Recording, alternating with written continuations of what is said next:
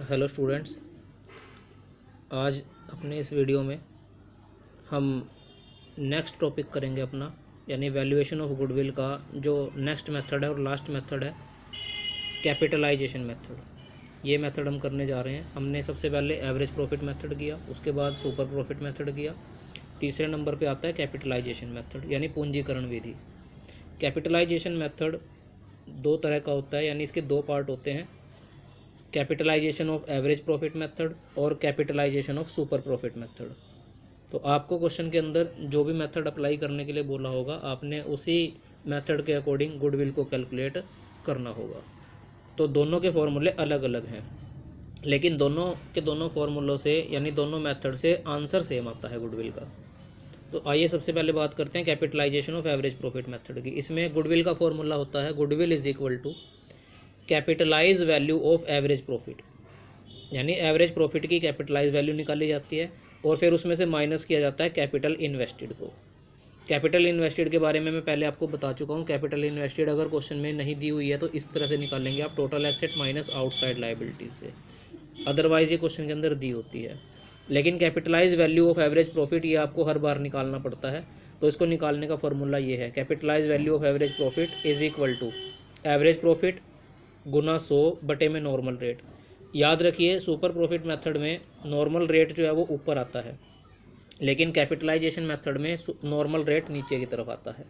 तो average profit गुना 100 बटे नॉर्मल रेट, ये फॉर्मूला लगा के आप निकाल लेंगे capitalise value of average profit. उसके बाद फिर गुडविल निकाल सकते हैं capitalise value of average profit में से कैपिटल इन्वेस्टेड को माइनस करके।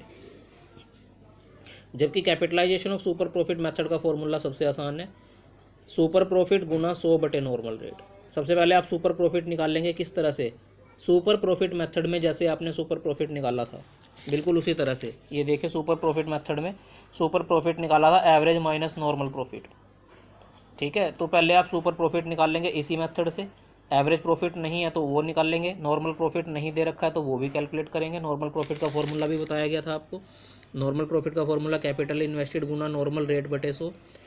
तो आप सुपर प्रॉफिट निकालने के बाद उसकी वैल्यू यहाँ पुट कर देंगे और गुना में 100 बटे नॉर्मल रेट। नॉर्मल रेट आपको क्वेश्चन के अंदर दी होती है, तो इसको पुट करके आप आंसर निकाल सकते हैं, डायरेक्ट इसमें गुडविल निकल जाएगी आपकी। तो आइए सबसे पहले हम capitalisation of average profit method के लिए क्वेश्चन देखते हैं। देखिए यहाँ पर लिखा हुआ है calculate goodwill according to the capitalisation of average profit method. आपको दिया हुआ क्या है, एवरेज प्रॉफिट दिया हुआ है आपको, नॉर्मल रेट भी दे रखी है, एसेट दे रखी है और लाइबिलिटीज़ दे रखी हैं।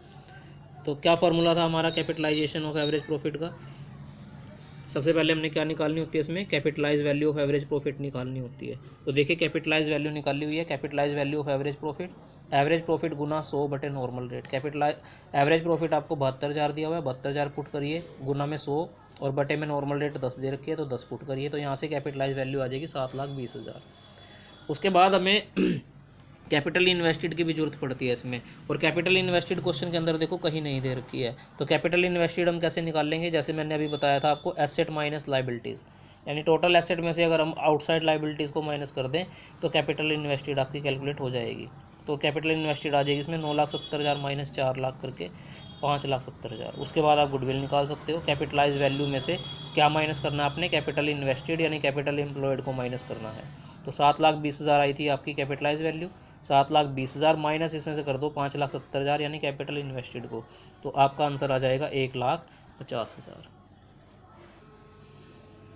इसके बाद जो हमारा नेक्स्ट मेथड है capitalisation of super profit method, इसके लिए देख लेते हैं इलस्ट्रेशन आपको 16 यानी एग्जांपल नंबर 16। लेकिन इसमें भी इन्होंने कहा है कि इलस्ट्रेशन 14 की जो अभी हमने जो इलस्ट्रेशन किया है उसी की आपने इन्फॉर्मेशन को यूज़ करना है, लेकिन हमने मेथड इसमें कौन सा लगाना है, capitalisation of super profit method. तो सबसे पहले हम सुपर प्रॉफिट ही कैलकुलेट करेंगे इसके अंदर। तो देखो कैपिटल इन्वेस्टेड अभी हमने निकाल ली थी, इसमें कैपिटल इन्वेस्टेड हमने निकाल ली थी 5,70,000। तो सबसे पहले कैपिटल इन्वेस्टेड 5,70,000 ही इसने निकाल लिए, क्योंकि इलस्ट्रेशन 14 के ही सारे फिगर यूज़ करने, यही फिगर आपने यूज़ करने हैं इसके अंदर भी। तो सबसे पहले इसने कैपिटल इन्वेस्टेड कैलकुलेट करी है, उसके बाद इसने कैलकुलेट करा है सुपर प्रॉफिट। सुपर प्रॉफिट का फॉर्मूला होता है average profit minus normal profit.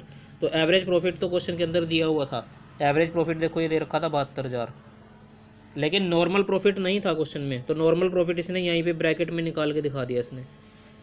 Normal profit का फॉर्मूला क्या होता है, कैपिटल इन्वेस्टेड गुना नॉर्मल रेट बटे में 100।